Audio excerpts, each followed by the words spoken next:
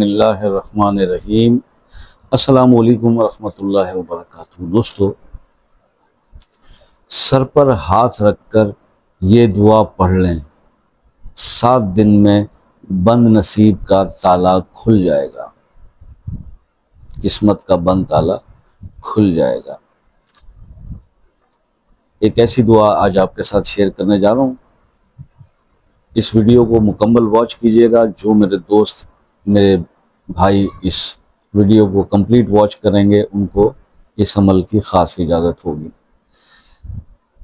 हुज़ूर पाक सल्लल्लाहु अलैहि वसल्लम की बताई हुई ये दुआ जो मुश्किल वक्त में सहाबा कराम भी कसरत से पढ़ा करते थे, उस दुआ के ही इस अमल से मैं आज आपको एक तरीका बताने लगा हूँ।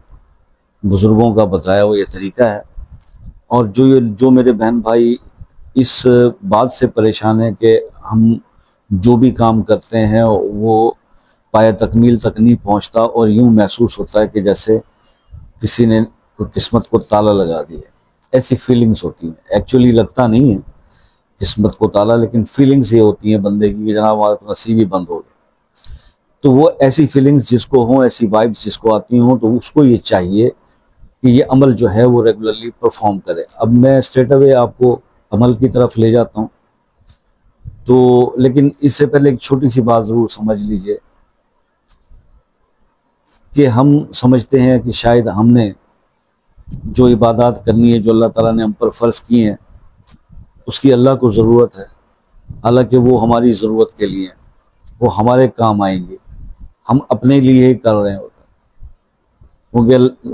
वो एक शेर है ना जी, कि अपने मन में डूब कर पा जा सुरागे ज़िंदगी, तू अगर मेरा नहीं बनता न बन अपना तो बन। तो अल्लाह ताला तो आप पर ये इबादत अल्लाह ने इसलिए फ़र्ज़ की कि आप लोगों का भला हो जाए, आपके इस सफ़र की तैयारी हो जाए जो आगे मंजिल शुरू होने वाली है, पर हम उससे भी अवॉइड करते हैं। तो आज बस इतनी सी रिक्वेस्ट कि नमाज पाबंदी से पढ़ा करें। जो शख्स चाहता है कि उसके नसीब का बंद ताला खुल जाए तो वो ये अमल कर ले। ये अमल क्या है कि हर नमाज के बाद, हर फ़र्ज़ नमाज के बाद, जैसे फ़र्ज़ से आपने सलाम फेरा, अपने सर पर हाथ रखें और अपने सर पर हाथ रखकर 12 दफ़ा ये 12 मरतबा दुआ पढ़ें, या हय्यो या कय्यूम, या हय्यो या कय्यूम बिरहमतिक अस्तगीस, या हय्यो या कय्यूम बिरहमतिक अस्तगीस। ये दुआ 12 बार अपने सर पे हाथ रख के पढ़ लें। इंशाअल्लाह ये अमल आप 7 दिन तक कर लें या 11 दिन तक कर लें। जो ये महसूस करते हैं कि हमारे नसीब के ताले लग गए हैं जी, और नसीब की कोई बंदिश हो गई है जी, किस्मत का ताला बंद हो गया है जी, खुल नहीं रहा जी, तो वो ये अमल करें। इंशाअल्लाह उनके किस्मत के बंद ताले, अगर वो समझते हैं, जो कि मैं नहीं समझता कि किस्मत को कोई ताला लग सकता है, जो वो समझते हैं तो फिर वही अमल करें। इंशाअल्लाह होगा क्या कि अल्लाह की मदद आन पहुँचेगी और उनके वो मसाइल या प्रॉब्लम जो वो समझ रहे हैं वो सॉल्व होना शुरू हो जाएंगे। That is the main theme जो इस अमल के अंदर जो है वो मैंने आपको बतानी थी। शॉर्ट वीडियो बना रहा हूँ, कोई बात समझ ना आई हो तो व्हाट्सएप पर पूछ लीजिएगा। और व्हाट्सएप पर बात करने का जो टाइम है वो असर की नमाज के बाद 10 बजे तक रात को है।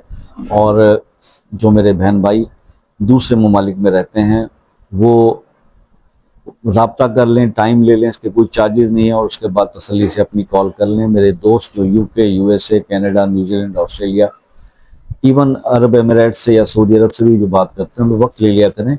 हर आदमी के कुछ अपने पर्सनल स्पेस भी होती है। ये नहीं होता कि अगर कोई इंसान आपकी बात सुनने के लिए बैठा हुआ है और सुन लेता है तो फिर आप उसका ना दिन देखें ना रात देखें। आपके मसाइल अपनी जगह पर होंगे, लेकिन हर इंसान की एक पर्सनल लाइफ भी होती है।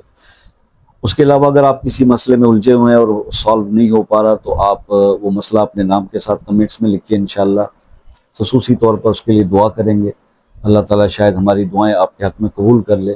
तो आपसे भी ये रिक्वेस्ट रहती है कि जनाब दुआ जो है वो एक मुसलमान की दूसरे मुसलमान के लिए अगर बेलौस हो, उसमें कोई लालच ना हो, कोई मकसद ना हो, तो वो दुआ अल्लाह पाक ज़रूर कबूल करते हैं, मुस्तजाब होती है।